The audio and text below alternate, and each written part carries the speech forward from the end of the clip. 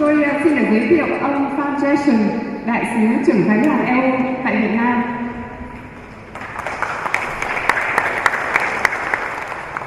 Bà Denkin Mala, tham tán thứ nhất, trưởng ban chính trị, thông tin và báo chí, đại diện cho phái đoàn Delegation tại Việt Nam. Bà Shada Islam, cựu phóng viên và hiện là giám đốc phụ trách về chính sách của tổ chức những người bạn châu Âu, và giáo sư tiến sĩ Trương Ngọc Nam, giám đốc học viện báo chí tuyên truyền. Sau đây chúng tôi xin mời ngài đại sứ Foundation có đôi lời phát biểu. Words of welcome to Professor Nam, who's a director of the Academy of Journalism here in Vietnam. I'm very happy that he's with us and that he's together with such a select group of women from Europe. Shada Islam, who is one of the best known journalists, I think I can say, in Brussels, in the Brussels circuit, and who knows quite a lot about what's going on inside Brussels and also about how journalists operate in Europe. We also have Delegation, who is the head of the political and press and information section here in the Delegation, who has a long-standing experience in how we as officials we work with journalists and how we get our message through. And I'm very happy that she'll be sitting on the panel trying to steer the discussion today. An outreach program that the EU delegation is funding, and the objective of the program is first of all to increase the visibility of the EU in Vietnam. We also want to promote more awareness between the EU and Vietnam, and in particular with this kind of event we are creating platforms for intellectual exchanges with students and experts, and we think that it's certainly going to be a very interesting discussion. It's a quite challenging theme that we have today, the role of professional journalism in a changing connected world. Mrs. Shada Islam is the Policy Director of Friends of Europe, a think tank based in Brussels. She's one of the most prominent experts that we have in Europe on Asia. She's a well-known political analyst, and she also has more than 20 years of experience in journalism. She worked in particular as a European correspondent for the Far Eastern Economic Review. So I think she is probably one of the best placed person to give us a perspective on how the work of a journalist is influenced today by new technology, the changing faces of media in this globalized world. I would like also to welcome Professor Nam, Director of the Vietnamese Academy of Journalism and Communication, and to thank you in particular for the great support of your institution for the organization of this event. We have worked very hard, and I think it's one of the first time that we work with the Academy, but definitely we want to continue because we have seen a very great interest on your side, and I think we will have a very interesting discussion with your students and professors today. Let me finalize with a quick word on another event that we are organizing with the Diplomatic Academy of Vietnam tomorrow afternoon, in which Mrs. Shada Islam will be speaking about EU and Vietnam and the changing world. It's another topic, but also very interesting, so I encourage you also to join this event. Thanks a lot.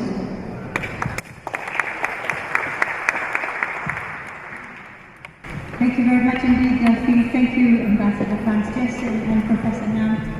Good afternoon as well. Ladies and gentlemen, it's indeed a pleasure and an honor, I have to say, to be here with so many friends and colleagues to talk about one of the defining issues of the day. What is professional journalism in a connected world? Let me tell you, I have no answers, I have no solutions, I can't answer that question, what is it today? But what I'd like to do today with you is to explore what this is about, how our profession is changing, what the challenges are, and how our lives are being transformed across the world by the emergence of new technologies, new tools that are shaking up the system that we had got used to. As Delphine has explained, I'm currently working for a think tank in Brussels, a think tank where we explore different ideas to do with the European Union. But before that, I was a journalist for about 25 years. I was based in Brussels, but I was traveling the world over, connecting Europe and Asian stories. I worked for a magazine that is now folded, one of the victims, if you like, of the changing world, a magazine called the Far Eastern Economic Review.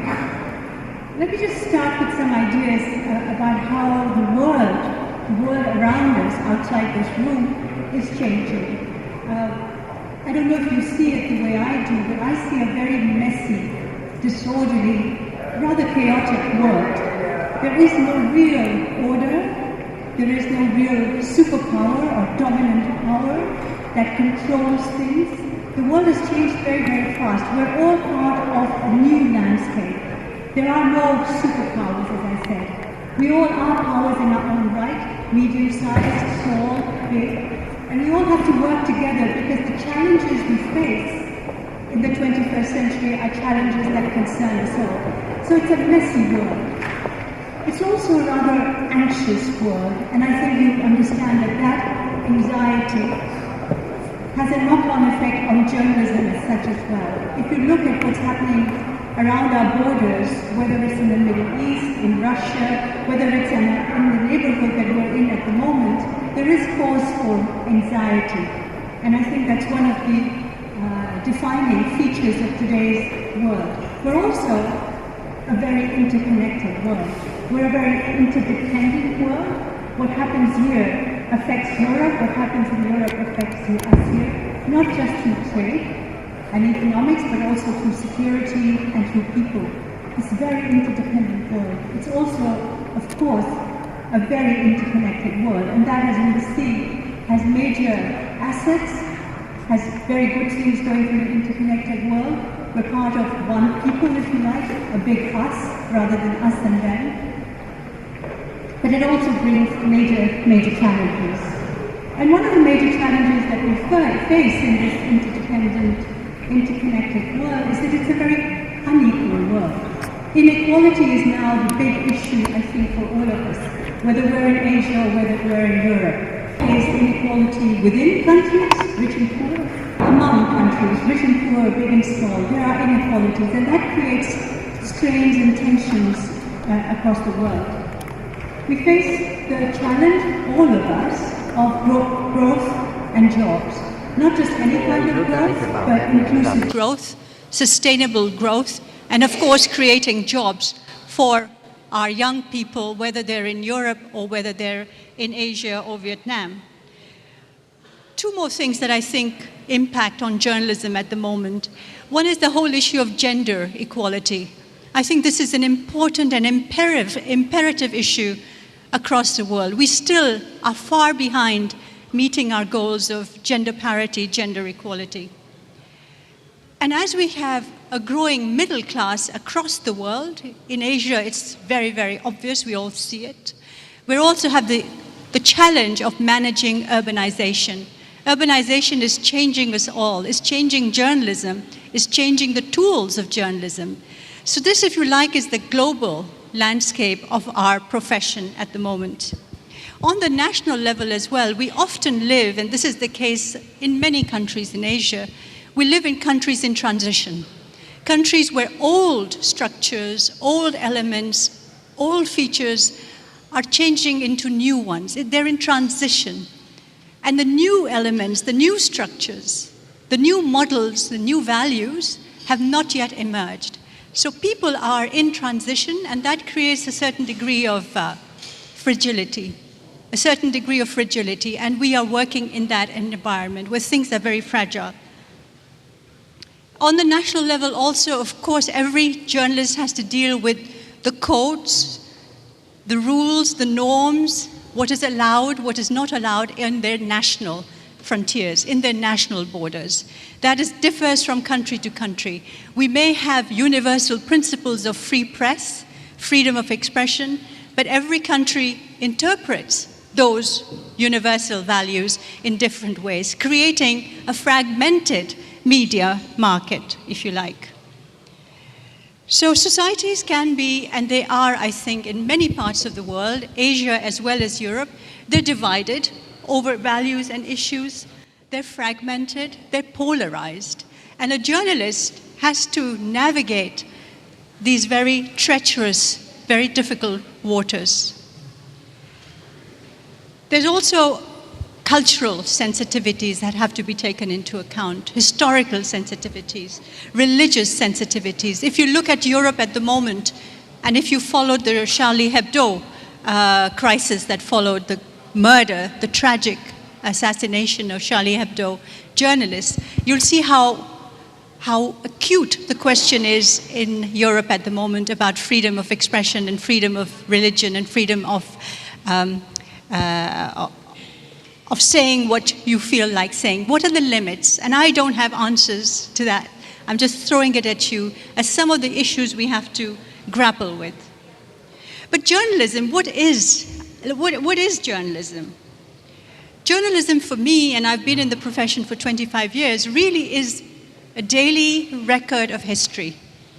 It's what is happening to us, informing us about what is happening around us, communicating the changes to other citizens in a lucid, intelligent, attractive way. We are the watchdogs of society, of politics, of history.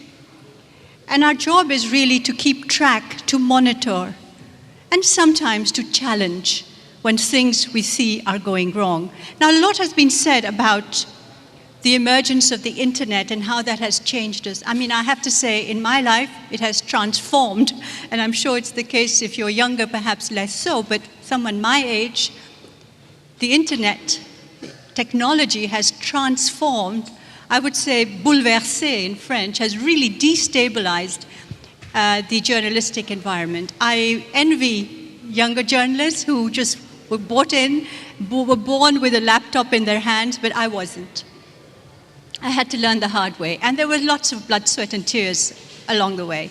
When you have to learn technology and write a good story, wasn't always easy. So what was I doing in the beginning? Well, believe it or not, there was a thing called a telex. France, do you remember telexes? Okay. Perhaps we're the only two people here who do. Perhaps Professor Nam, you remember telexes. Anyway, the telex was a very antiquated form of communication, but it served us well for ages and ages. And then I remember the excitement of the fax. The fax arrived and once again transformed our lives. And then, of course, desktop computers, and then, of course, laptop, and now we're working 24/7. We're working all the time. I mean, I don't know how many of you are going to be rushing out here because you have deadlines to meet, but frankly, deadlines? Who has deadlines? We're always on call. There are no set deadlines anymore. I used to file a story by 6 o'clock in the evening, knowing that it would have to be published the next day. There was time for some to and fro with editors. There was time for some consultation about sources, about facts, and then the story went into the newspaper or the magazine the next day. If it was radio, we had a little bit of time to consult. But who has that luxury of time anymore? Who has the luxury of actually having time to consult, check, and then file? So I think a lot of us are under more pressure, more stress than we've ever been before. Of course, you can be out of the office and you don't have to be stuck to your desk. But while you're not stuck to your desk, you're absolutely filing, communicating, informing all the time. I find that extremely, extremely stressful. And I'm sure that many of the colleagues here will tell me the same thing. There are no deadlines anymore. You're constantly on call. Now, the environment we work in has also changed. The environment we work in is also very fragile, very uneasy. all across the world, media houses, media conglomerates are consolidating, laying off, closing down because of pressure, because of competition. So the journalists who are still lucky enough to have jobs have to work much more. And they don't just have to work on a story, they have to be able to tweet, use the social media, use Facebook, use other tools that I may not even be familiar with. They have to go and they take the pictures, shoot the movie, and then they have to be able to market it. So a journalist actually, when you used to have 5 or 6 teams, if you like, working on a story, now it's that one woman, one man, doing all the different tasks and making sure that the story gets on air or is filed. So it's become a very, very, very stressful, very competitive world. You have to be the first. That hasn't changed. But to be first in a world where there are so many people competing for the first story, is indeed, you have to be indeed very resilient and very resourceful to be ahead of the game. As I talked to you about media consolidation, and I don't know so much about what's happening in Asia at the moment, but in Europe it's dramatic. It's dramatic how many major newspapers are having economic and financial trouble, how many of them are shutting down, how many of colleagues, journalists are being laid off. I want to talk to you a little bit also, provoke your ideas about a couple of other things. First of all, dangerous, risky, hazardous. Journalism has always been a profession which is a dangerous one, a risky one. And I think if you look at the latest figures from any source, Reporters Without Frontiers, International Federation of Journalists, the number of journalists who lose their lives, not just in wars, but in other confrontations, who lose their lives because they dare to investigate corruption, because they dare to talk about certain security services. How many journalists have been beheaded, murdered by the so-called Islamic State? That's something we need to talk about as well, how certain vicious and evil groups are using the media to publicize their very evil conduct. So we are absolutely living in a place where danger has now become the middle name of most journalists. Even in the most, I would say, the calmer societies, journalists are targeted if they dare to go against the conventional wisdom. Now, one of the things that I've been working on in my personal capacity is a so-called ethical code of journalists, ethical code for journalists. It came up because we at the International Federation of Journalists were very concerned after the cartoons, the caricatures of Prophet Muhammad that came out in Denmark, then Norway, and then in France, in many countries, and how they revealed a certain degree of lack of understanding of cultural differences between people. Ethics was not about censorship. It's not about self-regulation. Ethics is actually knowledge. You need to know that in certain cultures, certain religions, certain things are prohibited, certain things are banned. That's the basic knowledge. And if you're covering stories where there is a controversy, you have to make sure you get certain facts right. That code of conduct has become quite popular. It's been expanded to cover many, many countries which are not at all anything to do with what happened initially between the caricatures and then what happened later. But I think it's working. I think if you look at how European press now reports on certain issues, there is a sense of awareness. So basically, it's about sensitivity. It's not about censorship. Now, another thing that I think we need to talk about, and then I'll be brief about the other issues. I don't want to take up too much time. I need I think we want discussion, is this whole aspect that is of objectivity. You know, journalism traditionally, through the centuries, has had this very important cardinal rule, which is that journalists have to be objective. Now, I'm wondering, and I think a lot of people are wondering, how much that rule of objectivity, impartiality, actually can stand in an age of technology, in an age of constant communication, in an age where you're not just an observer of an event, but you're actually a participant in that event. How much can you be objective when you're covering certain stories which basically break your heart?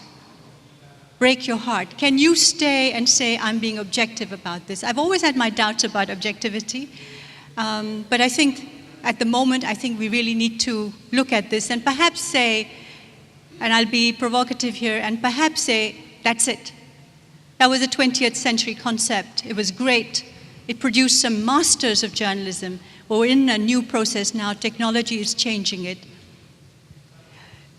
We're all journalists. I mean, I hear that a lot. I hear that a lot from people, because you can pick up your iPhone, you can take a picture, you can do an interview, you can do a video, and you can transmit it, and it's essential. Essential. In certain parts of the world, if you don't have that, I don't know, citizens journalism or whatever you want to call it, if you don't have that, you don't have access to what's actually happening in very remote areas of the world. So that is a fantastic tool to get information out. When a government doesn't want violence or murder or something evil reported, it bans journalists from going there. We've seen that happen. And that's when citizens journalism, that's when people, activist journalism, that's when it comes in really, really useful. And if you look at a lot of the coverage that huge media organizations do, they do rely a lot on civic journalists, if you like, citizens journalists. That's not to say, however, and there I think we also have a discussion, that's not to say that that is really journalism. Journalism is also, you may or may not agree, is also interpretation of the facts. It's the analysis of the fact. It's using the brute, the raw information you have and allowing a story around it so that people actually understand what's happening. A man killing a woman or a woman killing a man, it could happen anywhere. You don't know who the protagonist is, who the victims are. So that's where I think the value of professional journalists, who you trust, I think trust is the key word here, is still a very valid one. It's still a very pivotal one. I think we still need trustworthy journalists who really do stand by not necessarily objectivity, but by their version of the truth, their version. And finally, the one concept that has come up in the recent years and which I find absolutely interesting and worth pursuing is about a concept called constructive journalism. It's also a kind of a knock-on effect of the internet, where, and the fact that I said societies are polarized, where journalism is no longer about he said, she said, and they fought over this.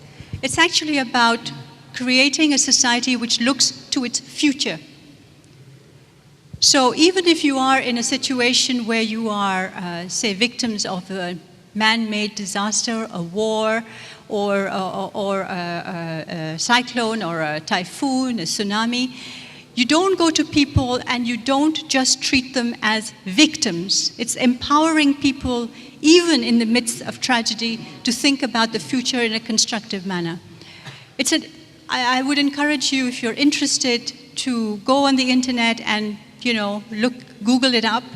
It's something about, for instance, you don't have these crazy media debates between two presidential candidates, and you don't pit them against each other. You actually tell them to be more constructive about how they're going to do together in the future.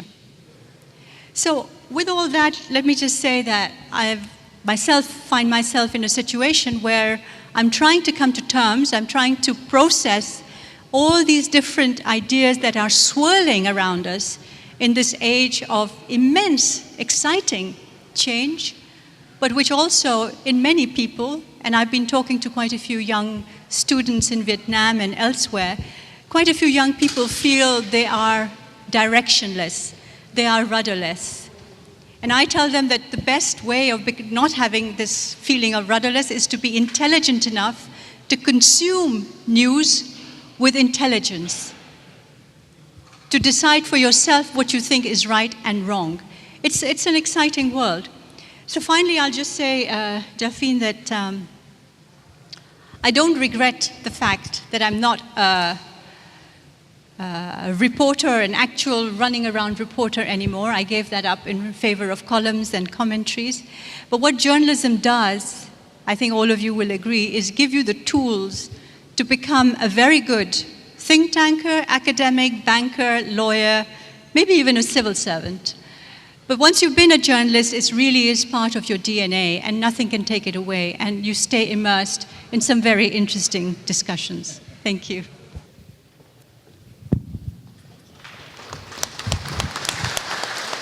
Type information about the changing role of the press in the flat world nowadays. Kính thưa quý vị, chúng ta vừa nghe bà Islam trình bày về bối cảnh thế giới thay đổi như thế nào do sự phát triển của công nghệ thông tin cũng như những thách thức và khó khăn phát sinh từ những thay đổi này đối với truyền thông và báo chí truyền thống. Bà cũng chia sẻ về vai trò và sự thay đổi về mặt tác nghiệp của báo chí và truyền thông trong thế giới phẳng ngày nay. Nếu quý vị có câu hỏi dành cho bà Islam, xin hãy để dành cho đến phần thảo luận ở cuối chương trình ạ. Bây giờ chúng tôi xin mời giáo sư Trương Ngọc Nam có ý kiến chia sẻ và bình luận. Kính thưa ngài tiến sĩ Brand Jackson, đại sứ trưởng phái đoàn Liên minh châu Âu tại Việt Nam. Kính thưa quý ông quý bà, thưa các đồng nghiệp. Trước hết tôi xin bày tỏ sự cảm ơn đối với ngài đại sứ đã khởi xướng và cuốn hút chúng tôi vào thảo luận một cái đề tài rất là thú vị và rất bổ ích đối với học viện, một cái cơ sở đào tạo báo chí lớn nhất Việt Nam là Học viện Báo chí Tuyên truyền của chúng tôi.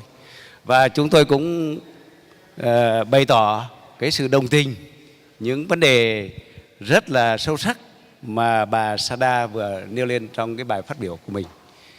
Với những cái nguyên tắc trụ cột mà nền báo chí Việt Nam chúng tôi cam kết thực hiện với những gì trải nghiệm về cái nền báo chí Việt Nam và bằng kinh nghiệm của một cơ sở đào tạo cũng như là mong muốn của chúng tôi về xây dựng một nền báo chí chuyên nghiệp, thì tôi xin trình bày với các quý ông quý bà những vấn đề liên quan đến chủ đề của chúng ta. Thưa quý vị, với chủ đề là vai trò báo chí chuyên nghiệp trong một thế giới kết nối, hội thảo chúng ta đã đề cập đến vấn đề rất là nóng bỏng và những cũng rất là cơ bản về báo chí hiện nay ở cả Việt Nam và trên thế giới. Trong bài phát biểu này thì tôi đưa ra một quan niệm về báo chí chuyên nghiệp và việc đào tạo báo chí chuyên nghiệp hiện nay để các nhà khoa học, quý vị tiếp tục thảo luận và làm sâu sắc thêm. Trước hết chúng ta cần làm rõ thế nào là một nền báo chí chuyên nghiệp. Câu trả lời rất là khó, nhưng có thể nói phải làm rõ những nguyên tắc căn cốt của người báo. Một nền báo chí chuyên nghiệp được xây dựng trên những trụ cột bất biến, đó là nguyên tắc khách quan, công bằng và trung thực như bà Shada vừa nêu lên. Các nguyên tắc này đảm bảo rằng thông tin báo chí có tính xác thực và dựa trên những sự kiện xác thực. Dù hoạt động trong bất kỳ một cơ quan báo chí nào và trong thời kỳ nào của lịch sử, trách nhiệm xã hội và nghề nghiệp của nhà báo vẫn là kiên trì và thực thi các nguyên tắc này. Trong đó nguyên tắc tính khách quan là nguyên tắc bao trùm và chỉ đạo hoạt động nghề nghiệp của nhà báo. Sứ mệnh của nhà báo suy đến cùng là tìm kiếm và phản ánh sự thật bằng các phương pháp, nghiệp vụ và kỹ năng phù hợp. Nhiều nhà nghiên cứu ở Việt Nam thống nhất rằng trong quá trình tìm hiểu và thông tin sự thật thì bên cạnh bản lĩnh, trí tuệ và quyết tâm vượt qua cám dỗ khó khăn, thậm chí hiểm nguy, nhà báo chuyên nghiệp cần có sự say mê nghề nghiệp chân chính. Như bà nói là đã ăn vào ADN rồi. Hơn thế nữa là trong một bối cảnh mà cuộc bùng nổ khoa học công nghệ hôm nay, nhà báo chuyên nghiệp phải có khả năng thích ứng, cập nhật và làm mới chính mình. Công nghệ và công chúng đồng thời tạo ra động lực và đòi hỏi mới đối với công việc của nhà báo. Tuy nhiên cần nhấn mạnh rằng một nhà báo dù có sự hỗ trợ của phương tiện kỹ thuật hiện đại đến đâu nhưng không có thái độ làm việc nghiêm túc, trách nhiệm cao thì cũng không bao giờ đạt được tới đẳng cấp chuyên nghiệp. Vì vậy việc trang bị cho nhà báo những phương tiện tác nghiệp hiện đại và kỹ năng sử dụng chúng là cần thiết nhưng chưa đủ. Bên cạnh đó, xu hướng mới của báo chí hiện nay là sự phát triển của mô hình tòa soạn báo chí hội tụ, tòa soạn đa phương tiện. Đây là hướng đi của báo chí hiện đại trên thế giới và của Việt Nam. Chính vì vậy ngày càng có nhiều cơ quan báo chí ở các nước đòi hỏi các nhà báo của mình phải trở thành các nhà báo đa phương tiện, có khả năng tác nghiệp cho nhiều loại hình báo chí và nền tảng khác nhau như báo in, phát thanh, truyền hình và báo điện tử. Như vậy, chuyên nghiệp vừa là đòi hỏi chính đáng của một xã hội đối với nền báo chí, vừa là mục tiêu phấn đấu tự thân của mỗi nhà báo. Các cơ quan báo chí phải chuyên nghiệp hóa hoạt động của mình để giành được sự tin cậy và trân trọng của công chúng. Cơ quan báo chí nào coi nhẹ đòi hỏi chuyên nghiệp sẽ tự đánh mất công chúng trong bối cảnh cuộc cạnh tranh giữa các cơ quan báo chí và giữa báo chí với các phương tiện truyền thông xã hội ngày càng gay gắt. Kính thưa quý vị, đứng trên phương diện của một học viện chuyên về đào tạo báo chí truyền thông, quá trình chuyên nghiệp hóa nền báo chí gắn liền với quá trình đào tạo báo chí. Muốn có một nền báo chí chuyên nghiệp phải đào tạo được các nhà báo chuyên nghiệp. Thực tế này gắn liền với sứ mạng, chức năng và trách nhiệm của Học viện Báo chí tuyên truyền đối với hệ thống chính trị xã hội. Trong hơn 50 năm xây dựng và phát triển, Học viện Báo chí tuyên truyền đã đào tạo hàng ngàn cán bộ, phóng viên báo chí cho đất nước.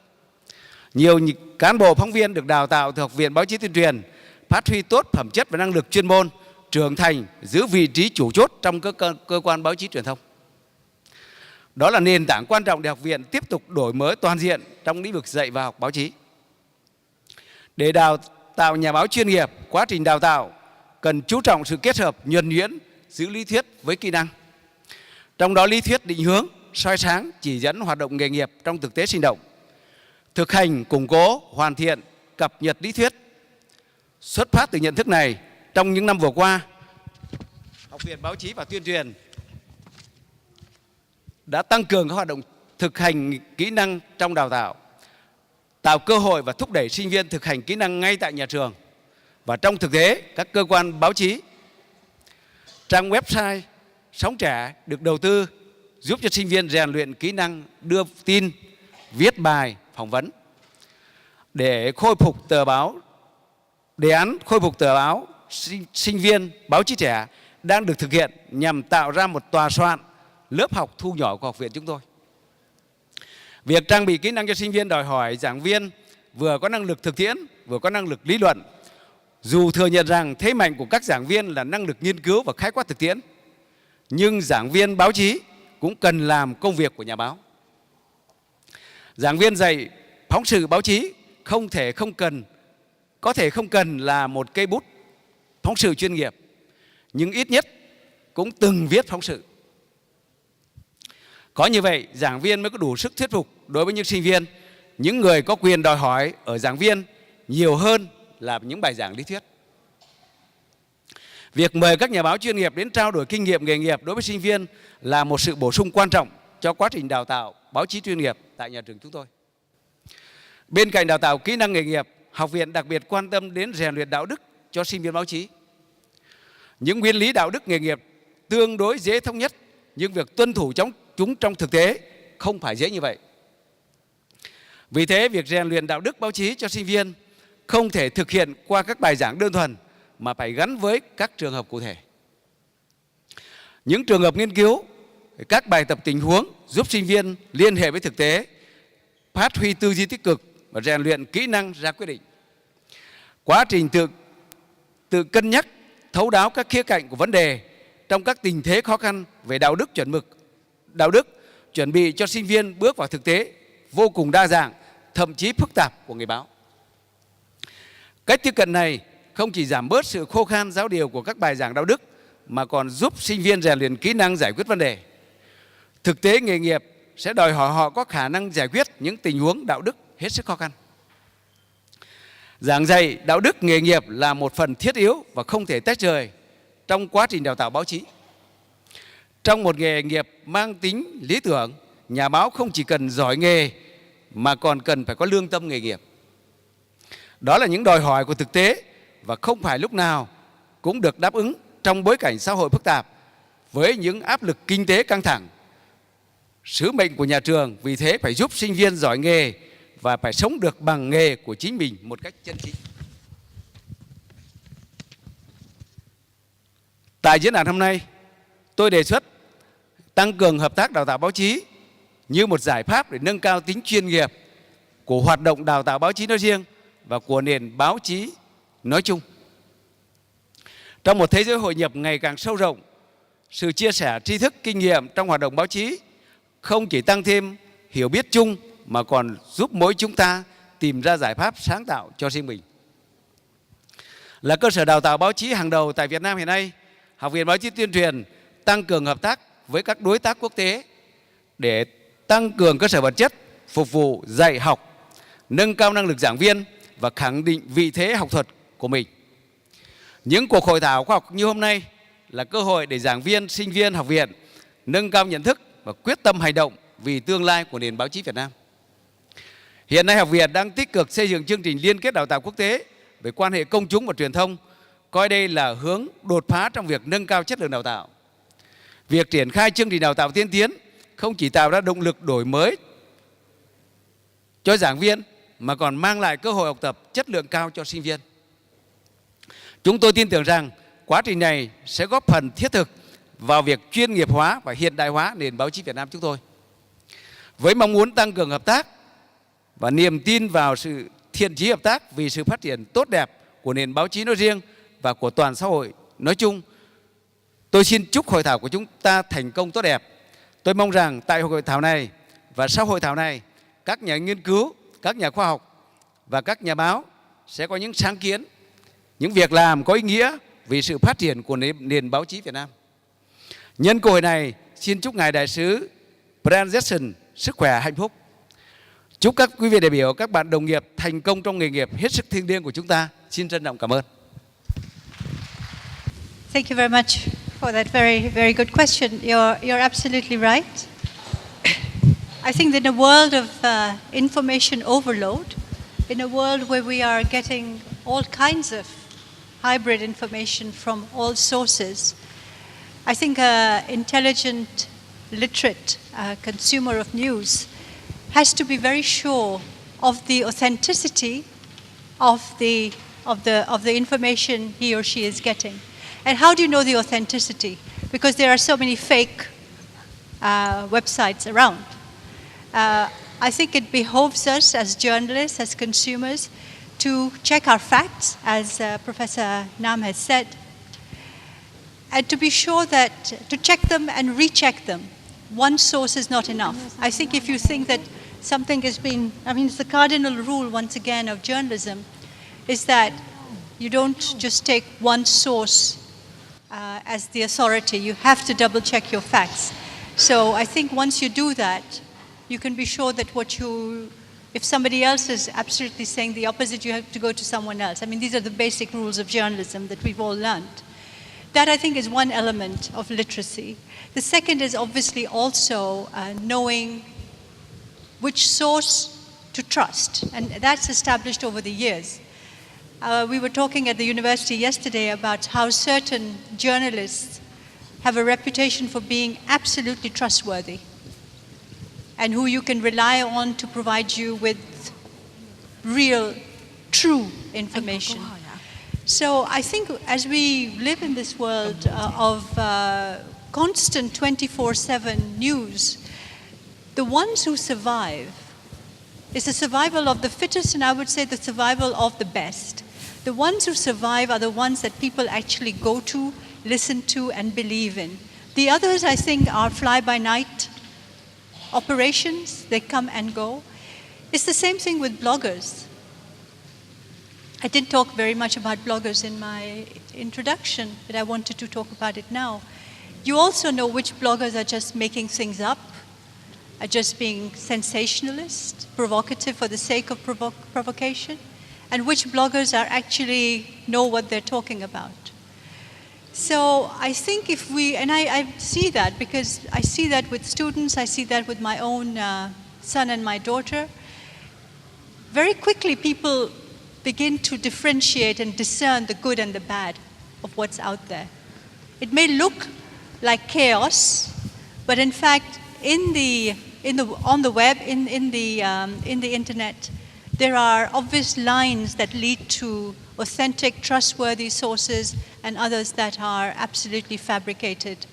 And then, you have the tool to denounce the fabricated source by tweeting about it or putting it on Facebook, etc. I hope that answers your question a little bit. Thank you.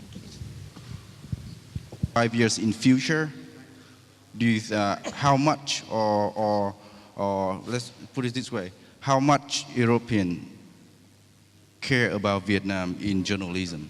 That's my question. Thank you very much. Thank you. I'm not sure I got the first. The second one I totally understood. The first one, just repeat it for me. They are related, but boy, I would say, I was saying, how much do European community care about Vietnam, and would that lead to any newspaper from Europe to join in Vietnam, to covering issues in Vietnam? Okay, let me just tell you, you asked me about, let me just start with the second question because I understood that and then go back. There is, and I'm going to be speaking about that tomorrow, but I'm happy to give you a foretaste of what I'm going to say. There is at the moment in Europe a great sense of the need to engage more strongly with Asia on many, many fronts. Obviously, trade and economics are the backbone of Asia-Europe relations, but there's also discussion on political and security issues, on reform issues, and also on people-to-people contacts. Now, Asia and Europe are engaging with each other in many formats. So you have the bilateral relationship between EU and Vietnam. You also have the EU engaging with Vietnam through ASEAN, right? You have EU engaging with Vietnam through ASEM, the Asia-Europe meeting, and also in various G formats, so within the United Nations, etc. My personal impression, I've been following Europe-Asia relations for 30 years or so. My personal satisfaction is to see, my personal satisfaction is to see how much that engagement has increased over the years. And you may not see it here, but in Europe there is a strong sense that ASEAN, and within ASEAN, Vietnam, is a very important regional player and potentially global player. So when I talk to European business leaders or I talk to European policymakers in Brussels, in Paris, in Germany, Vietnam is seen as very high up when it comes to ASEAN itself. Obviously, people look a great deal to Singapore, to Indonesia, and then I would say Vietnam is way up there among the top partners for Europe. So I see a great interest in Europe for Vietnam, and I see increasing number of articles, frankly, appearing in European newspapers, on the internet, on agencies about Vietnam.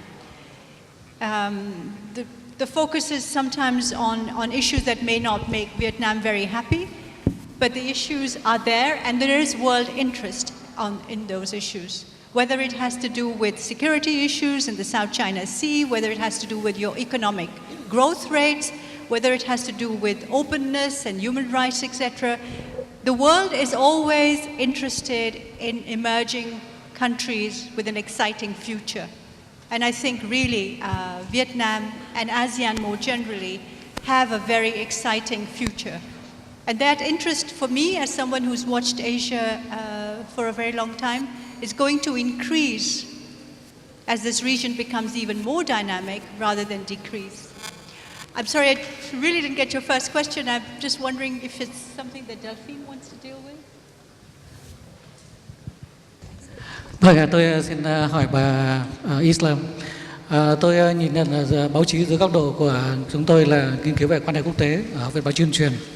Thì hiện nay có thể nói báo chí trong cái thế giới kết nối ngày nay thì đang tác động rất là mạnh mẽ đến mối quan hệ quốc tế.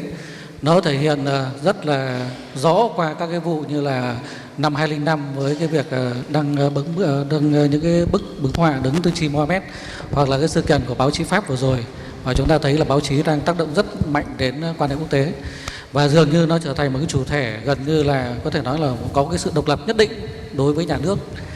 Nhưng ở các quốc gia, quan hệ giữa các quốc gia nó có những cái luật quốc tế và những cái điều luật khác ràng buộc các cái hoạt động của nó.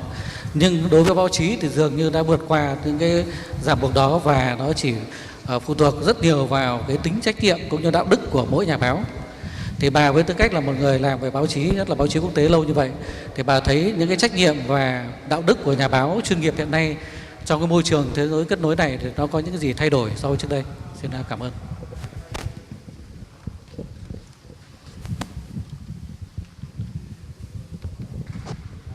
Thank you. That's a very, very, very important question at the moment.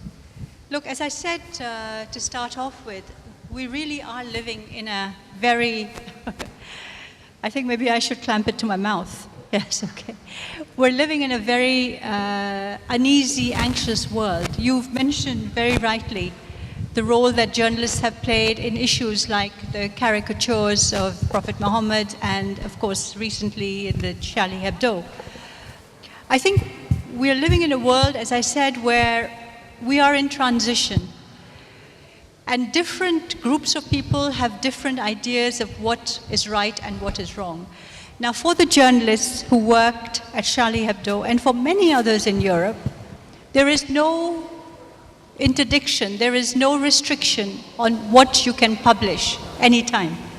You have the right to offend, you have the right to insult, and if somebody feels insulted or offended, he can respond by doing something similar, responding, etc. There are new groups in Europe, outside Europe, in an interconnected world, that have an absolutely different view of what is permitted in journalism.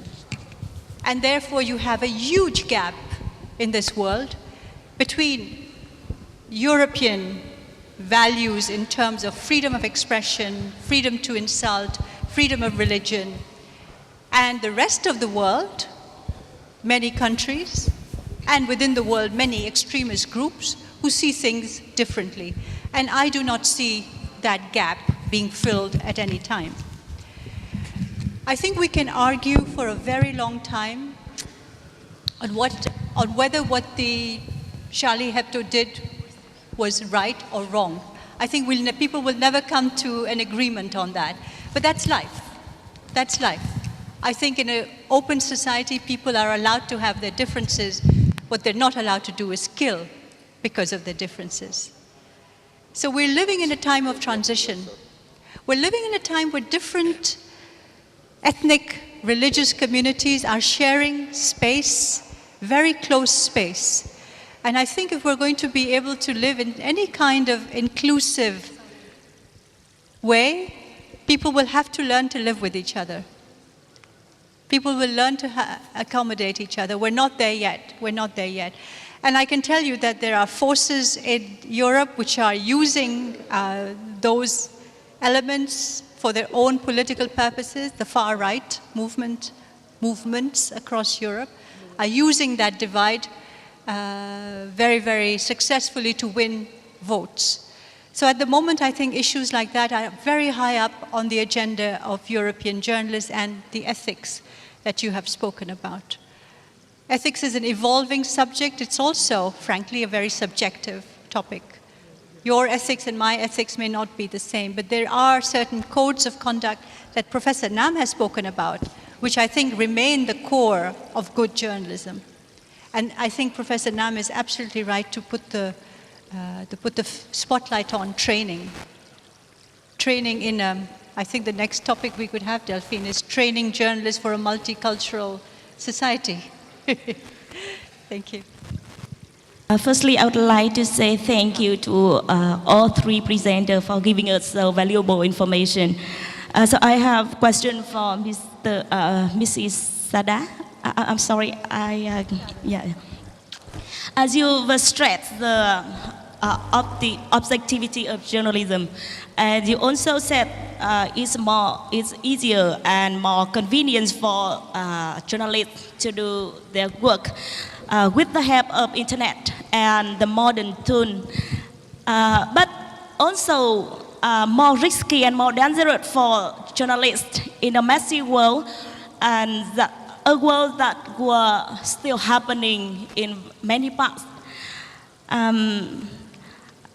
I would like to ask you, I know a saying that there is nothing valuable than the life. So how to push up or accelerate professional journalism in this case? Thank you. How to make journalists safer? As I know, and you said that so many journalists sacrifice their lives.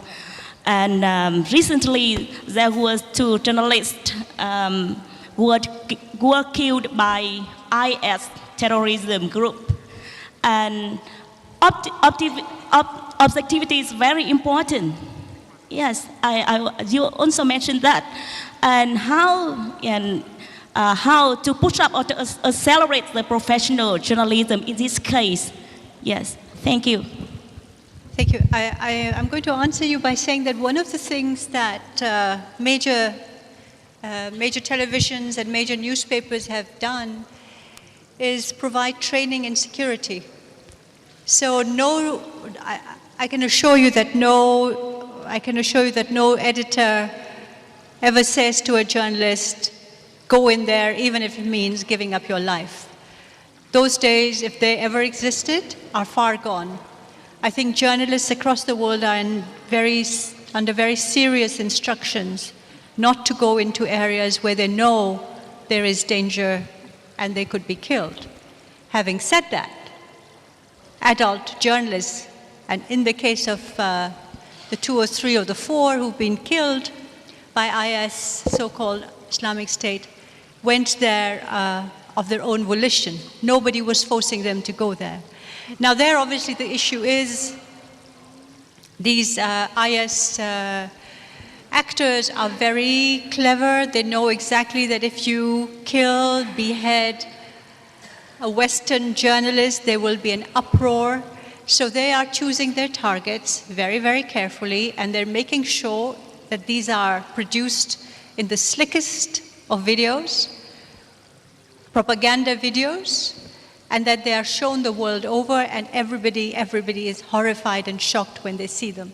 So this is something that is, I think, another shock to our profession. I talked about how objectivity no longer is the way it used to be, can't be in this world. But also when you see how journalists are being targeted, now those, my dear lady, are extreme cases, but every day journalists are targeted.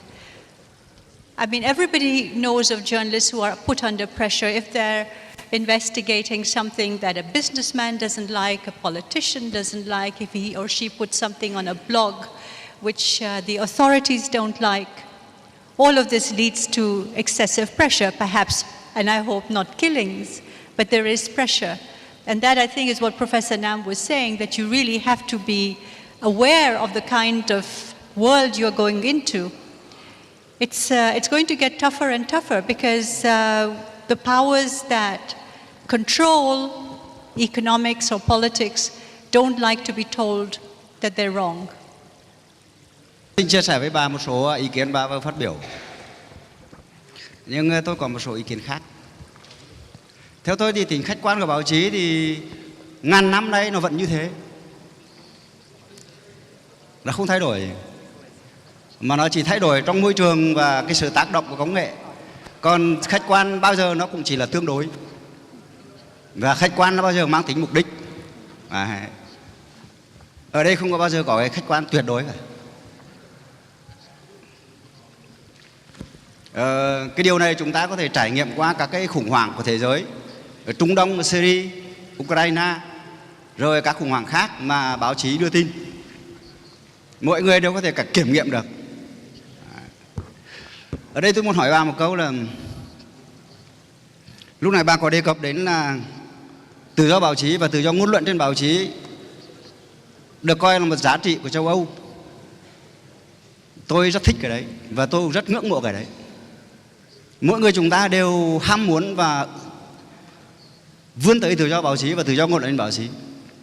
Không ai không ngưỡng mộ cái này cả. Nhưng tôi xin hỏi bà là vậy tự do báo chí và tự do ngôn luận trên báo chí của châu Âu ấy là tự do vô hạn độ, vô giới hạn, hay là tự do có chuẩn mực, có giới hạn? Thank you, but you know the answer yourself. I'm happy to give you the answer. Of course, there are limits. Of course, there are limits that have to do with living together, have to do with not hate mongering. I think the main issue is freedom of expression, but not freedom to harm, not freedom to cause hate. So there are limits to the freedom of expression. The classic example is, of course, bear with me. The classic example is, of course, freedom of expression taken to the limit. You rush into a hall like this and you say, you're expressing yourself, but you're creating a great deal of harm and panic. So I think under all laws across the world, hate mongering is a final, I would say, complete limit to freedom of expression. I think that's recognized by all societies and communities. We've seen that in the case of Rwanda, we've seen that in the case of Bosnia, of Kosovo, the horrible role that so-called journalists have played in those conflicts, worsening those conflicts. When I talked about constructive journalism, there's also, as you know, a debate, a very strong debate, which says a journalist doesn't have a societal task to create an inclusive or harmonious society. A journalist just reports on facts. I think those ideas are slightly outdated as well, because you don't just, it's the people you choose to interview, right? Who are you choosing to interview? Are you choosing to interview the hate mongerer, the extremist? Are you choosing to interview the moderate, the peace builder? Those are choices you make. And how are those choices? They're not objective choices. They're choices you're making on the basis of perhaps what you think the story should be like.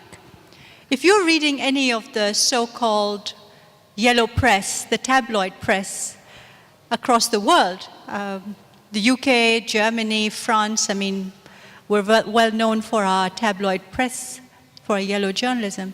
It's all fabrication. It's all hyped up fabrication. But we know it. That's where the intelligent consumer of news comes in. You don't read it for the news. You read it because it's entertainment. But you know that what's in it for 97% is absolute falsehoods, fabrication. So there are, I think, limits to what you can or cannot do. And I think it's one of the key debates that we're having in the journalistic world today. You know, journalism is not one huge monolithic entity out there. There's a real debate going on inside the profession. It's a very proud profession, and I think it's also undergoing transformation. It cannot but undergo transformation when you're being bombarded with new technology, new apps, every single day. Alo, tôi là Dĩ Mạnh đến từ Báo Thế giới Việt Nam và Bộ Ngoại giao. Tôi có 2 câu hỏi gửi ông Nam trước ạ.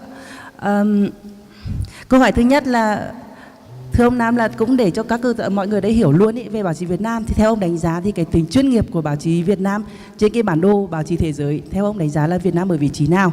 Và câu hỏi thứ hai là ông có nói đến cái chuyện mà đào tạo nhà báo chuyên nghiệp ngay từ ở giảng đường. Thì có một thực tế rằng là giống như ở báo tôi ạ, là thường là mỗi năm cũng đón cùng một số em từ Học viện Báo chí Tuyên truyền cũng như là khoa báo chí của trường Nhân văn đến thực tập. Thì ông nghĩ sao khi có hiện tượng là khi sinh viên năm cuối viết không nổi một cái tin? Đấy là tình trạng hiện nay, ông đánh giá như nào ạ?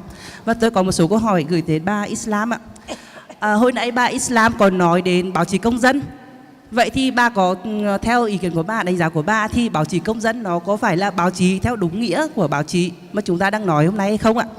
Câu hỏi thứ hai là hiện tại mọi người có thể thấy là cái sự nổi lên của báo chí công dân ạ. Vậy thì cái sự nổi lên của báo chí công dân đấy có nó ảnh hưởng như thế nào đến vai trò của báo chí chuyên nghiệp ạ? Với câu hỏi thứ ba là tôi không biết ở châu Âu thì đã có cái khảo sát nào về cái độ tin cậy để dành cho báo chí công dân hay chưa? Nếu có thì bà có thể chia sẻ cho chúng tôi được không?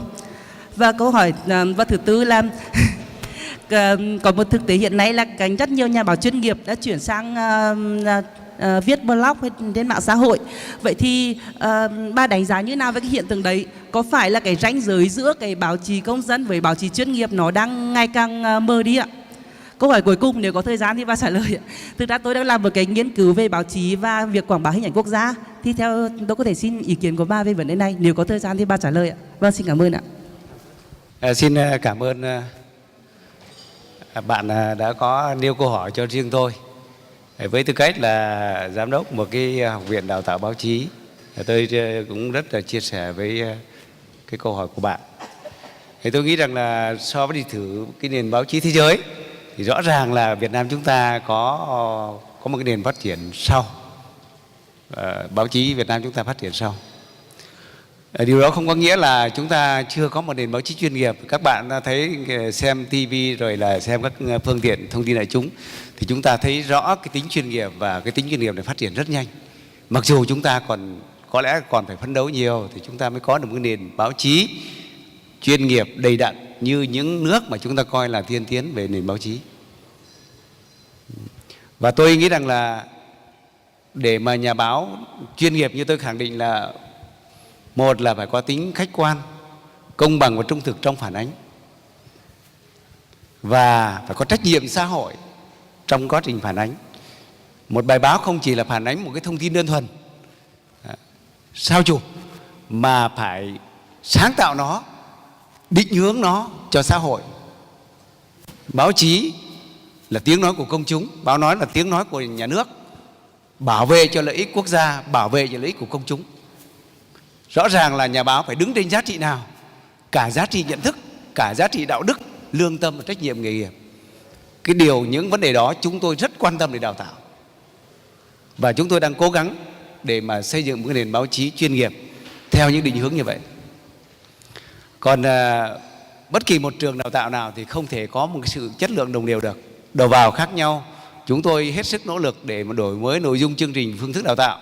Thế nhưng mà chắc chắn là không tránh khỏi có những cái sự không đồng đều về sản phẩm đầu ra. Và cũng có thể nói là nhà trường chúng tôi cũng đang trong quá trình phát triển trở thành một cơ sở đào tạo có tính hiện đại và chuyên nghiệp cao, thì đang trong quá trình phấn đấu. Cho nên không tránh khỏi những cái sản phẩm mà như chị nói là năm cuối rồi mà không biết viết tin bài. Nhất là trong cái điều kiện nhiều trường đào tạo báo chí và cái chất lượng đầu vào cũng không kiểm soát được, thì đó là một cái vấn đề, một hiện thực. Tuy nhiên thì cái thấy rất nhiều sinh viên chúng tôi đang ngồi đây, họ cũng đang phấn đấu, đang học tập trở thành nhà báo chuyên nghiệp như những em vừa mới đây. Ngoại ngữ rất tốt, có thể tiếp cận được với các nền báo chí thế giới, được học hỏi kinh nghiệm tri thức. Và đặc biệt là chúng tôi có một cái phương tiện để giáo dục đào tạo, rèn nghề mà họ có thể nắm được các kỹ năng thao tác các phương tiện, các đa phương tiện để thực hiện nghề báo. Và chúng tôi biết là ngày nay báo chí, cái người viết nhà báo phụ thuộc vào cái chủ quan rất nhiều. Trước đây thì phải về qua tòa soạn, rồi là phải qua cái sự đánh giá, kiểm soát, rồi là bổ cứu như thế nào rồi mới phát lên được. Nhưng bây giờ nhà báo có thể độc lập phản ánh và phát tin ngay tại chỗ. Cho nên chưa bao giờ nó phụ thuộc vào cái tính chủ quan của báo chí, của nhà báo như bây giờ. Tuy nhiên cái chủ quan đó phải được trang bị bằng những giá trị xã hội đích thực, kể cả giá trị toàn cầu, cả giá trị xã hội, giá trị truyền thống. Và nhà báo phải có đầy đủ những cái bản lĩnh, có đầy đủ cái tri thức và những phẩm chất như vậy thì mới xây dựng được một nền báo chí chuyên nghiệp, mới trở thành nhà báo chuyên nghiệp. Xin cảm ơn bạn.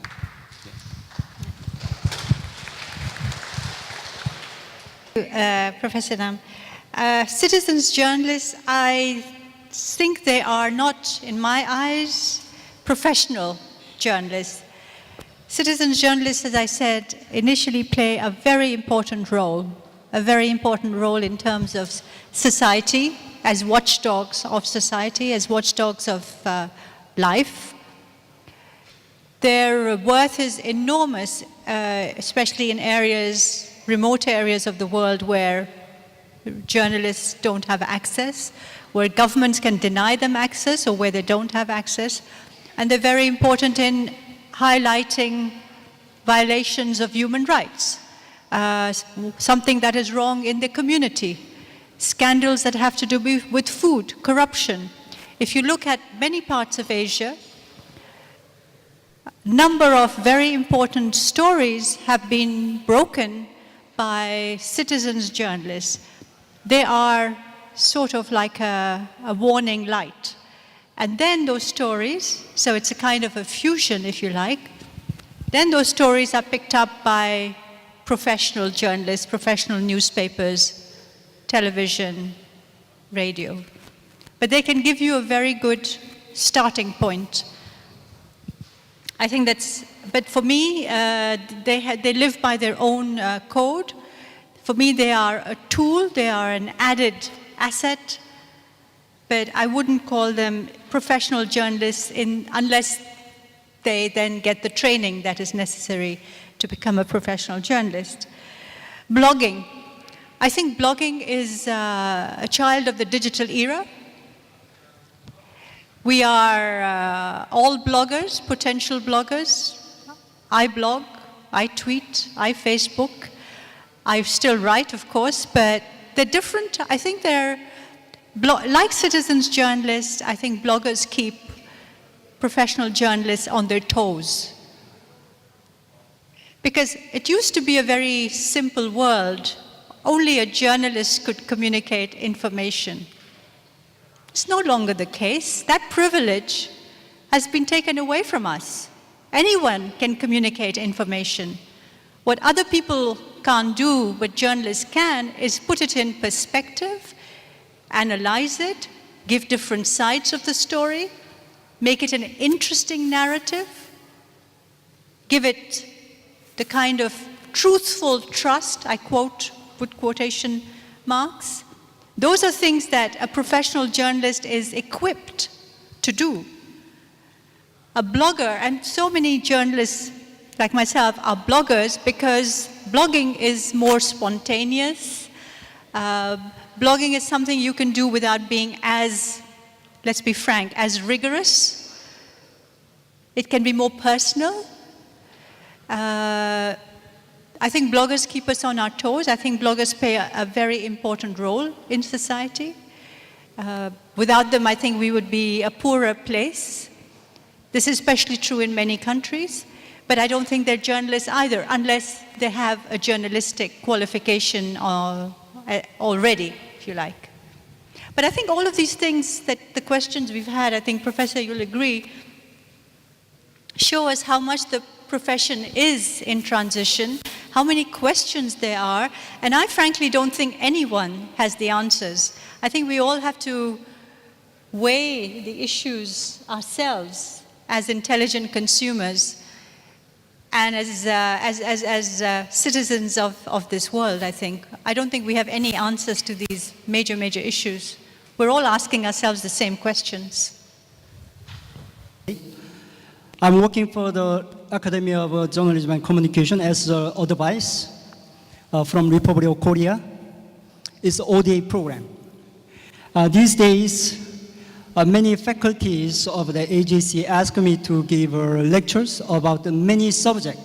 So many subjects closely related to your the subject today you are talking about. It's very good. And actually, I worked for my government for more than 25 years. It's the same years for your they're working for the journalism. Anyway, I would like to position myself as a political scientist rather than the professional journalist, because I studied about the politics, especially political communication in the United Kingdom. And then this is not the question. I want to know what your position about my observation as a government official in Korean society.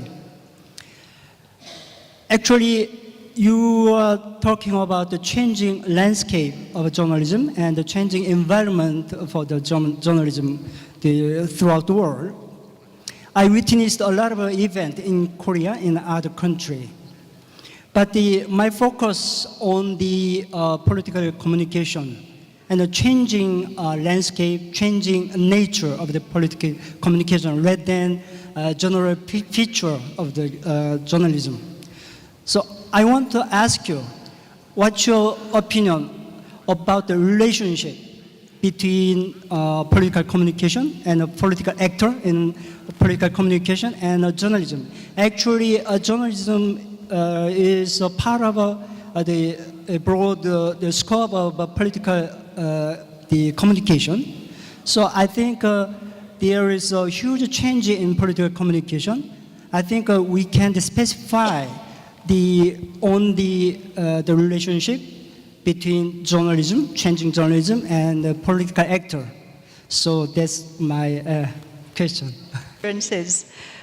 Yeah. I think the use of media by politicians and political leaders is notorious across the world. Even, let's say, in very open democratic societies, there is a love-hate relationship between media and politicians. You know that.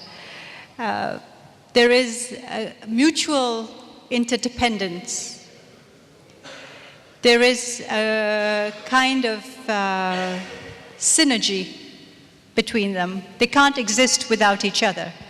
And you see this phenomena across the world, whether it's the White House, whether it's the European Commission, whether it's the French, whether it's Germany. Politicians can't exist without media. I can tell you that if the media chose to ignore the leaders of the far right, I'm not saying they should, in Europe, or at least didn't give them that much space as they do now, I'm sure that phenomena would not be as massive today as it is. It's a choice media has made. These are interesting, charismatic people. It's right to cover them. It's right to provide space to them. But perhaps by writing about them so much, we're giving them added glamour, added traction. Politicians use journalists, as you know, the world over. They can do it in a subtle way, through off-the-record briefings, off-the-record commentaries, friendship, exchange of ideas across a drink, or they can do it in much more harsher ways, more public ways, by making public decisions and becoming rather unfriendly if the journalist doesn't play by the rules. So I think it's almost, I'm going to use that term, it's almost an incestuous relationship, and I've seen it very close hand. One cannot exist without the other, and if one breaks the rule, if it's the politician who breaks the rule, the media gets upset, and if the media breaks the rule, the politician gets upset.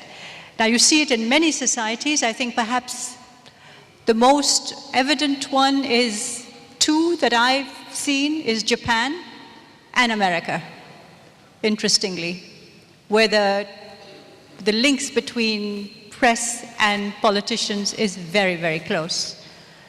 And if you don't play by the rules, you're no longer part of the inner circle. And there's a kind of, I was going to say cartel, there's a kind of a press cartel that is created. I don't think that's a very healthy development. I don't know about Korea, I've been there, but I don't know how the system works in terms of politicians. But I've been in those two countries, and I think that is quite stark how closely connected they are and how mutually reinforcing or debilitating they are. Every country has its own way of dealing with the national press, but I think that link needs to be, I think you will agree, needs to be less emotional, needs to stay professional. But we're all human beings. If a politician has a good story to tell you, you will go to him and get that story. And if he doesn't want to give you the story, somebody else gets the story. It's very competitive out there. It's very competitive. So I think it's one of the most difficult waters to navigate is how you deal with politicians, powerful politicians who can make your life very difficult if you don't play by their rules, and vice versa. Vâng. Bây giờ tôi xin chào các bạn. Tôi bây giờ đã 84 tuổi rồi. Tôi không nói được nhiều. So I would like to switch to Vietnamese then. I'm now 84 years old and I'm not a journalist. But today I have a chance to be here and attend this public lecture. I would like to make a very brief point. I'm a citizen who is very active against corruption. I'm not a journalist. And I have one question. The role of professional journalism in a connecting world. How can professional journalism help and help the public? I know that there are some journalists are very serious. They write the truth. They provide the evidence about corruption. However, they are not respected. They are assaulted. Some are stopped. Some are harassed. And some are given a sack. So how can the international journalist circle help the reporters and journalists to continue reporting, to speak the truth about our society? That's my question. Thank you very much. Thưa bác, xin lỗi, chúng tôi cũng chưa rõ tên bác ở đâu làm gì, nhưng mà chắc chắn là những người Việt Nam yêu nước, là những chúng tôi cũng rất là chia sẻ cái câu hỏi của bác. Chúng tôi nghĩ rằng là cái việc nhà báo hoạt động thì bao giờ cũng phải tuân theo, nước nào cũng phải tuân thủ luật pháp của nước đó, tuân thủ những cái giá trị mà xã hội thừa nhận để mà phản ánh, để mà viết bài, để mà định hướng.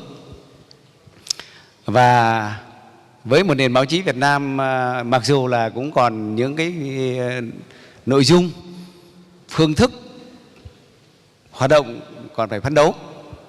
Tuy nhiên thì chúng tôi cũng đang tham gia vào đào tạo những cái nội dung quan trọng của nghề báo chuyên nghiệp.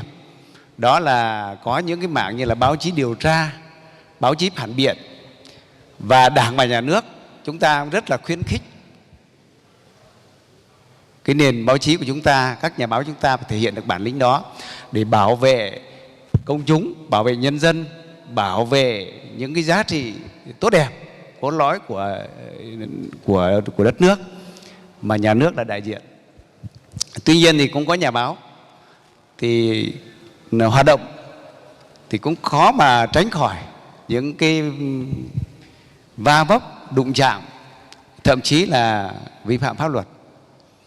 Thì nhìn chung là chúng ta những cái trường hợp như thế thì đều bị xử lý. Có những người thì xử lý ở mức độ là người ta thấy là thậm chí là tước, không cho phép thu thẻ nhà báo. Thì những trường hợp như thế thì chúng tôi cho rằng là cũng có những nguyên nhân khách quan. Có nguyên nhân khách quan. Còn có những tuy nhiên cũng có nhà báo bị oan sai. Có lẽ là cũng khó nước nào mà không vấp phải những cái chuyện đấy, đặc biệt là chúng ta đang trong quá trình chuyển đổi, trong quá trình phát triển. Còn những trường hợp cụ thể, giải quyết cụ thể thì cái đó được các cơ quan nhà nước, các cơ quan có trách nhiệm đang từng bước giải quyết những cái trường hợp cụ thể. Ở đây chúng ta không bàn được cái đó, nhưng mà chắc chắn rằng là với một cái sự phát triển của báo chí và với một cái sự phát triển của xã hội chúng ta thì những hiện tượng như thế dần dần được khắc phục. Nhà báo nếu được đào tạo bài bản, có đầy đủ các phẩm chất như thế và có một cái nền pháp quyền thực sự và chúng ta đang phấn đấu và dân chủ hóa xã hội càng cao thì cái hiện tượng như thế ngày càng được khắc phục và chúng ta sẽ đạt đến những cái giá trị đích thực như cái nền báo chí chuyên nghiệp mà chúng ta đang bàn ở đây. That definitely you've raised, lady, thank you so much for doing that, is in some societies, especially in transition, lack of respect for journalists. I've seen it in many, many parts of the world. The work journalists do is taken for granted, but there is lack of respect from, I would say, society, from politicians, from business leaders, etc. And I think a society that doesn't respect its journalists is a society that needs to rethink certain values. It's very important. In terms of harassment, I told you that journalism remains a very risky business for women and for men, citizens, journalists, bloggers, professional journalists. And luckily that we do have some national, regional, international organizations that do take up these cases. And they are put into the various conversations, dialogues that civil society has. Within ASEAN, you know that there is a very strong civil society movement that keeps people like myself alerted to what's happening in the world of journalism and civil society generally. And then there are international organizations of journalists, Federation of Journalists, Reporters Without Frontiers, who keep a tab on journalists. And when you read their reports every year and their alerts daily, I don't think anything these days in this connected world can be hidden for too long. That's what technology has done. Technology has empowered us all so that abuses or violations or harassment that in the past could be just shrugged off as not important, can't be hidden for too long. Truth will come out, as they say. Truth will come out. And for that I have to say hats off to professional journalists, but also to all the activists that we have across who alert us on a daily basis of what's happening in the world.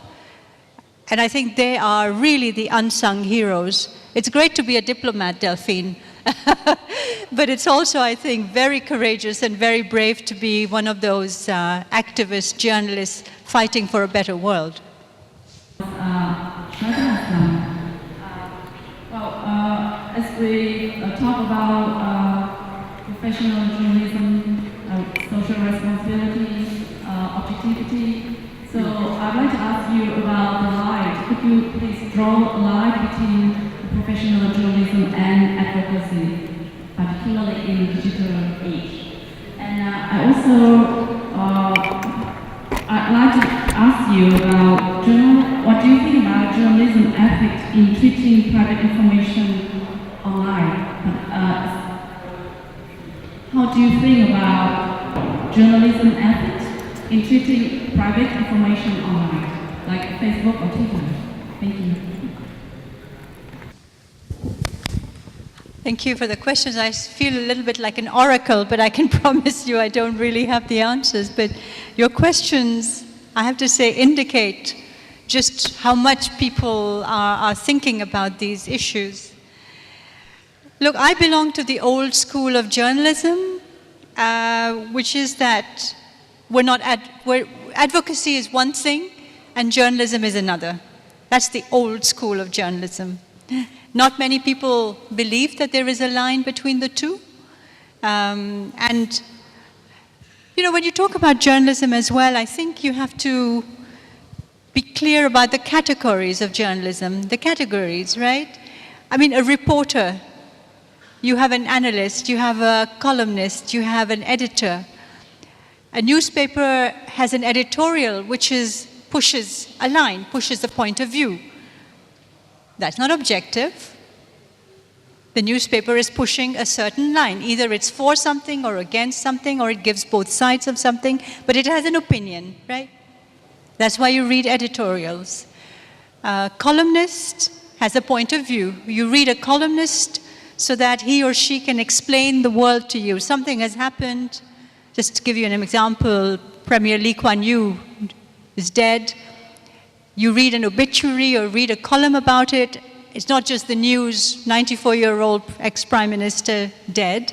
Doesn't say much, right? But a columnist will explain who Lee Kuan Yew was, what his contribution was, what Singapore was. So you go to a columnist that you like, that you trust, to get his analysis. He's also giving a point of view, right? So I think social advocacy, social responsibility is now more and more inside ourselves.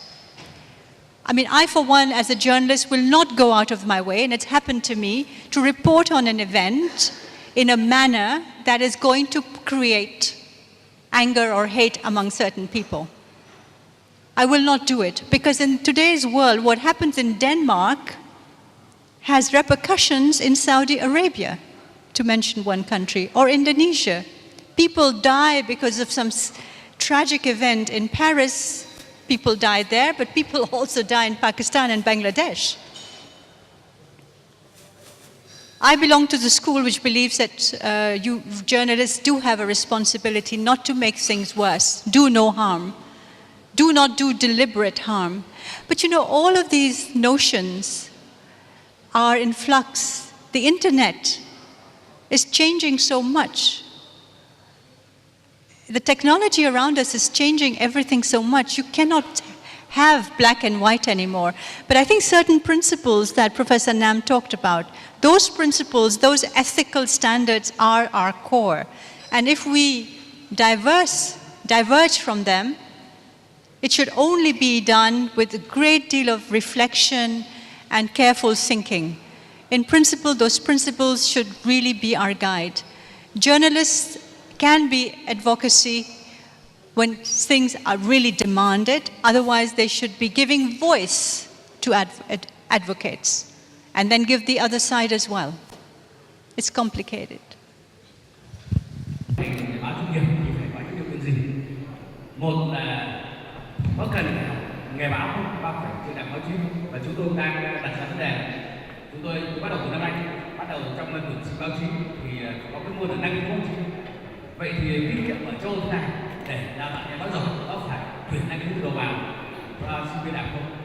Và xin hỏi bà, cá nhân bà có học chủ báo không? Xin hết. Thank you. Yes, indeed I did. I got my master's in journalism from the Belgian University. I have a diploma saying I'm a professional journalist. I'm not sure that was what made me a journalist, though.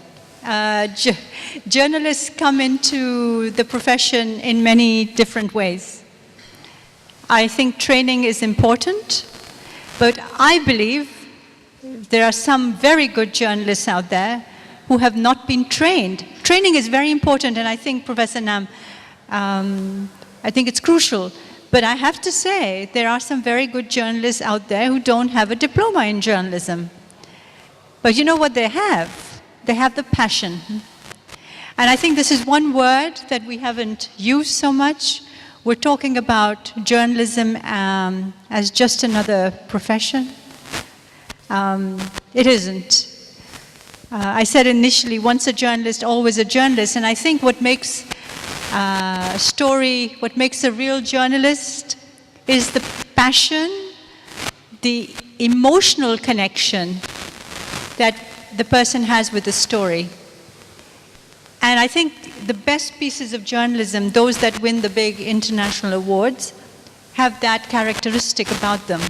The person who has written about it may or may not have a diploma, a master's or a PhD in journalism, but has actually the word I'm trying to is actually identified and connected with a story in a way which makes a difference. So I think I do agree that you need attitude, the right attitude, you need the right skills. I think all of these are extremely important.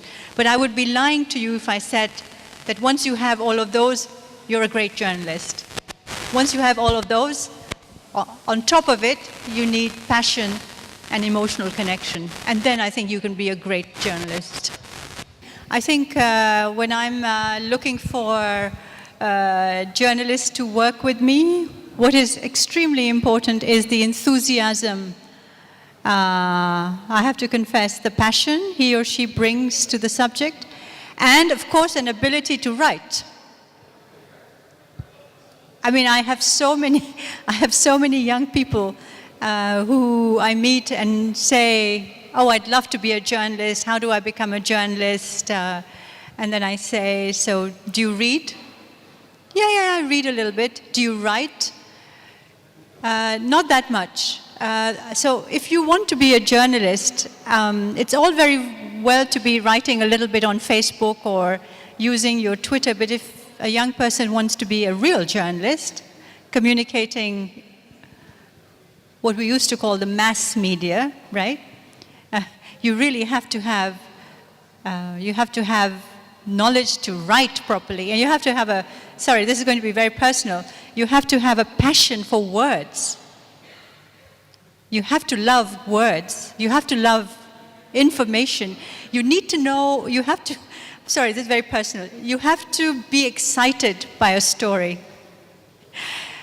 I mean, I went into journalism because I loved to write, and I found it was the most exciting thing that even now, when I find something new in life, when I come to Vietnam and I see something which I find absolutely new, my first instinct is to write it down.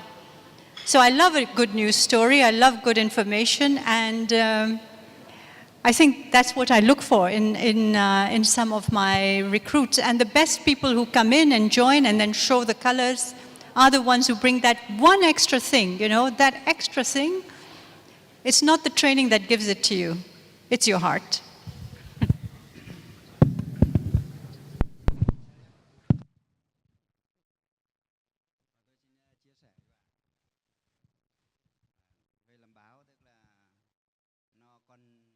Cái nhà báo chuyên nghiệp nó cần rất nhiều thứ, nhưng trong đó phải có đam mê và phải có năng khiếu. Bởi vì nếu không có năng khiếu và không có đam mê thì có thể vào nghề báo nó cũng như là một con siêu thân. Tuy nhiên tôi thì muốn quay lại cái chủ đề là cái vai trò của báo chí chuyên nghiệp trong thế giới kết nối, mà tôi thấy nãy giờ ta chưa bàn rõ cái này. Nãy giờ chúng ta cứ trao đổi với nhau là thế nào là báo chí chuyên nghiệp, đó. Nhưng chúng ta chưa định nghĩa một cách cụ thể vai trò của báo chí chuyên nghiệp trong một thế giới kết nối là như thế nào. Ở đây tôi xin chia sẻ thêm, và tôi muốn chia sẻ trước và hỏi sau. Tôi hiểu một thế giới kết nối là một thế giới mà đang quá trình toàn cầu hóa, hội nhập quốc tế, và nhờ sự phát triển của kỹ thuật và công nghệ, nó kết nối cả thế giới lại trong cái lòng bàn tay của mỗi chúng ta. Cái thế giới này nó biến cái hành tinh này thành một ngôi nhà. Tuy nhiên ngôi nhà này nó rất nhiều góc khuất, rất nhiều góc cạnh.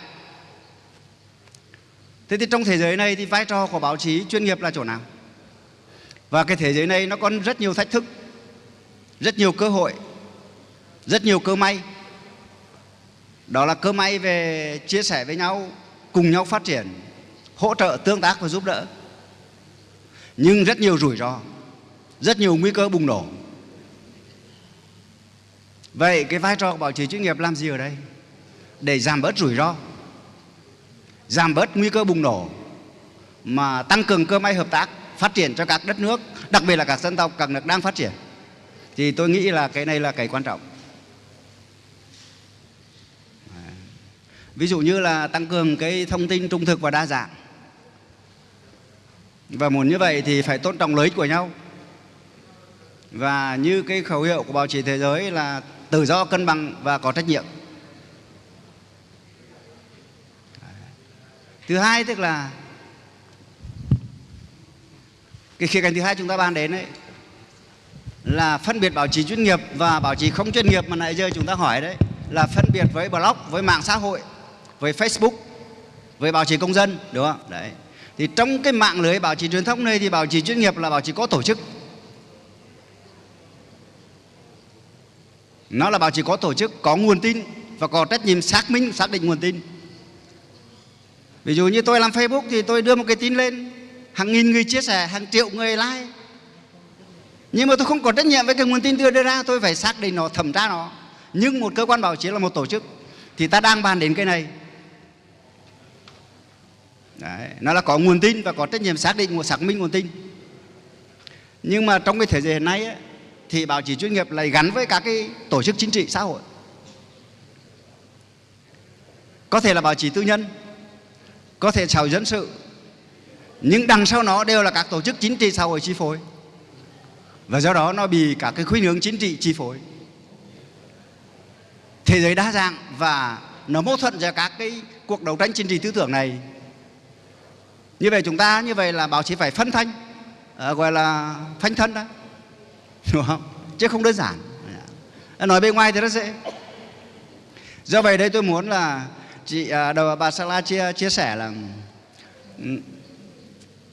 tôi thì cũng có kinh nghiệm làm báo rồi nghiên cứu giảng dạy báo chí khoảng hơn 30 năm.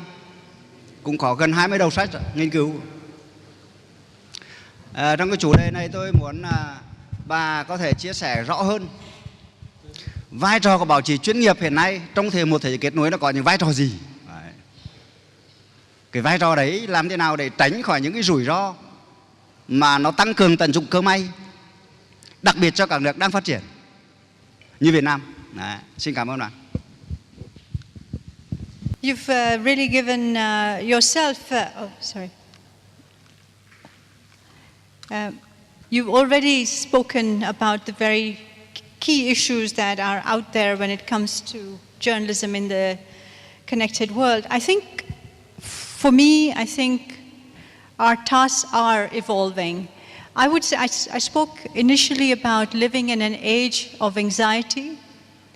I think as journalists we can either increase that anxiety, that fear that we have in today's world, in today's changing world, or we can try and explain it, clarify it, question it. I see the role of journalists very much in today's world as questioners, not accepting the conventional wisdom, not accepting everything that politicians or business leaders or social activists tell us, questioning it. Because many people don't have the tools to do that. A blogger or a citizen's journalist may not have the tools that a professional journalist with a press pass. That press pass, as you know, sir, is a vital tool that we have in our hands to gain access to information. So I think in a world where everybody's trying to use all kinds of PR, propaganda, social media, what we can do as journalists is to question assumptions, question what politicians are saying. I'll give you an example. You know, in Europe at the moment, there is a huge debate, as you know, sir, about immigration. And there are hundreds of articles that are written every day on immigration. Most of them are just mouthing, repeating what the politicians are saying, the good politicians and the bad politicians. The good journalists, and there are many, are going behind the scenes, actually either talking to the immigrants, finding out the real statistics. There are reports that show that a country thinks that it's 30% of its population is immigrant. In fact, it's only 6%. So actually finding out the truth doesn't have to be truth in the sense of the biblical truth. It has to be truth from books, statistics. It's all out there in the internet. It's the way you use it, right? So I would say it's very important that we question certain assumptions that are given to us as the truth. Is it? And a good journalist will do that. You talked about also, I would say another important in which journalists I feel are really important are those who talk to the voiceless. There are so many people in our society, many blog, many go on the Twitter, but there are so many others who are voiceless, who have no voice. The kind of people that our friend here was talking about. And I think for journalists, good journalists is also going behind the scenes and finding people who really have a story to tell. It's not always going for the big story. It's also going for the smaller story, which reflects the importance. I'll just give you an example. I was working on a story ages ago, 15 years ago, on child labor in Asia. You know, it's a big story. And I was covering it for the review. I was in Pakistan, and I had met some civil society activists who said to me, we'll take you to these carpet factories, and we'll show you children who are working, and then you can talk to them, and you can write your story. Okay, so when I went to talk to them, I saw 10-year-olds, 9-year-olds, this is about 15, 20 years ago, working in the factories. But I also talked to them, and I heard the most amazing stories of how empowered these children felt. They did not see themselves as victims. They saw themselves as bread earners, as income earners. So there I was, my editor had said, go and write about these children and, you know, their plight and their, how badly they're treated. Yes, of course, I did write that as well, because it's true that, you know, the situation wasn't perfect by any means. They did work long hours. But they also had lessons in the afternoon that they were very proud of. But above all, what really, really impressed me, and that stayed with me till now, and I think it's so true, we should not always assume that people are victims. And that's what a journalist, I think, and that was one of the stories that I really felt heartened by. You know, I thought, okay, I'm giving this child his true worth, rather than just repeating the stereotypes that, you know, we do in the West. We do repeat a lot of stereotypes. So getting to the true story, to the farmers in Africa who are working in their fields, using new technology. So get away, I would say, sir, to you, I would say get away from the stereotypes. Because I think stereotypes are killing this world. Stereotypes are suffocating us. And get away from cliches and stereotypes. Sorry, I've talked long enough. Thank you. Nó rất là dễ để cho mọi người có thể tham gia vào công việc làm báo. Tuy nhiên cái nhà báo chuyên nghiệp có nghĩa là người ta muốn đưa thông tin đến cộng đồng một cách có trách nhiệm, và có một cái định hướng nào đó, và họ bao giờ cũng tính khách quan và cái tính khoa học của họ cũng được quy định bởi một cái cộng đồng với một cái hệ tiêu chuẩn riêng của một cái nhóm mà họ đại diện, chứ không có một cái tính khách quan chung chung. Và chính vì thế mà tôi rất muốn nói là muốn hiểu rằng là muốn tham khảo ý kiến của các vị rằng là vậy thì cái vai trò của nhà báo ấy với cái cơ quan báo chí ấy, với cái nhóm mà họ đại diện ấy có phải là tương đồng không? Bởi vì nếu như một mình nhà báo vừa muốn mang đến cho cộng đồng thì anh ta cũng không thể làm được. Và thứ hai, cũng cái việc làm báo chuyên nghiệp chưa chắc đã là độc quyền của anh ta trong một cái thế giới mà công nghệ kết nối như này, đồng thời là không chỉ là kết nối mà là chuyển động không ngừng và thay đổi liên tục. Và kể cả khái niệm chuyên nghiệp chúng ta cũng phải cảnh giác, Bởi vì đến một lúc nào đó chúng ta phải xem lại ngay cả khái niệm chuyên nghiệp. Tôi nghĩ như những cái việc như này là tôi muốn chia sẻ trong ý nghĩ của tôi. Bây giờ nó cũng rất nhiều cái điều mà tôi không thể nói ngay một lúc để diễn đạt nó cụ thể, nhưng tôi hình dung là chúng ta sẽ phải sống trong một cái thế giới nó vẫn nhu cầu thì vẫn như ngày xưa, như thời nguyên thủy, nhưng cái chỉ có điều kiện nó khác nhau thì nó kéo theo những cái việc, những hệ lụy của nó. Và cái thông tin mà chúng ta để chất lọc không phải việc nhà báo chuyên nghiệp. Bây giờ anh có những công nghệ thì anh đồng thời anh bị nhiễu thông tin, anh bị người không độc quyền để anh làm báo nữa. Vậy thì chỗ này là chỗ mà chúng ta phải tính đến cả cộng đồng người xem nữa. Con gái của bà bây giờ có thể nó sống khác và làm khác, và người ta cũng không quan tâm đến những cái như bà quan tâm. Vậy thì chúng ta phải tính như thế nào trong việc này, và công việc của nhà báo thì có cái gì khác không? Bà có hình dung ra không ạ? Có lẽ là cái ý kiến của một diễn giả vừa rồi thì chúng tôi cũng chia sẻ.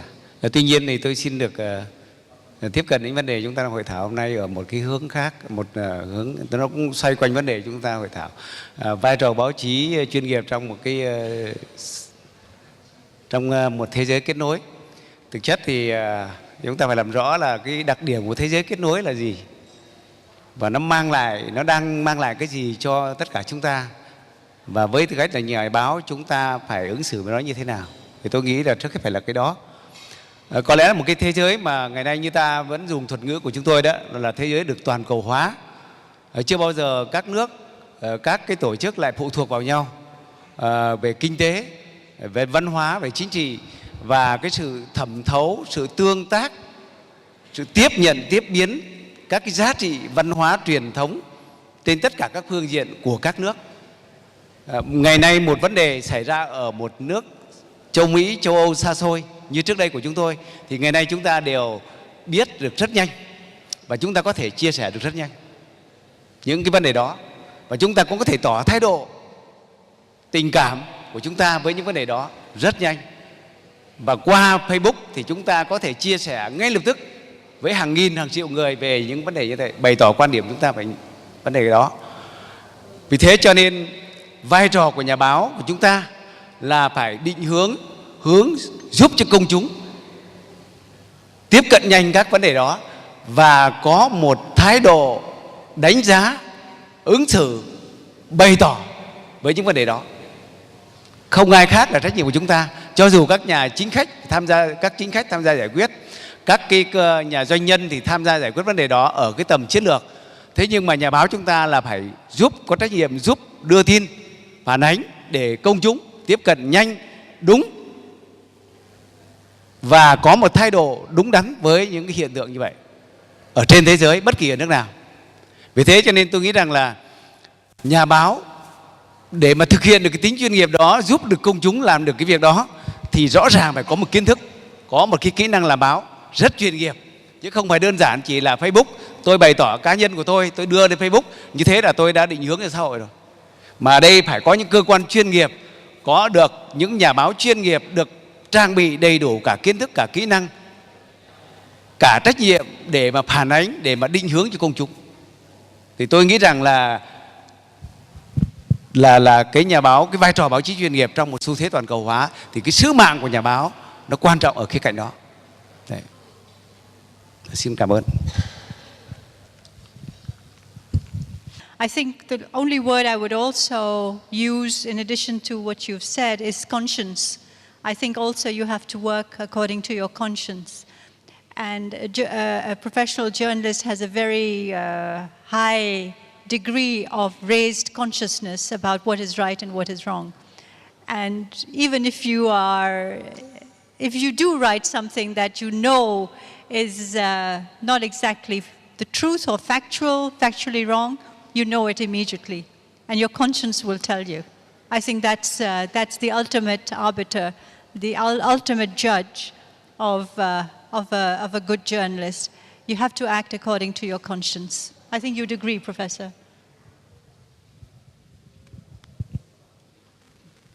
Thank you very much. Delphine? Well, I think we had a very lively debate with many different opinions expressed. If there are no more questions, I would like to briefly conclude and thank our two speakers We had a very passionate journalist and political analyst here, Mrs. Shada. We had the most respected professor, Professor Nam. We talked about objectivity, responsibility, values, but also rules. For the students, I think we can give some recommendations. Stay away from stereotypes and always question assumptions. I think that's a good way to sum up the discussions that we had today. Thanks a lot for being here, and I would now like to welcome you to a small cocktail drink. Thank you.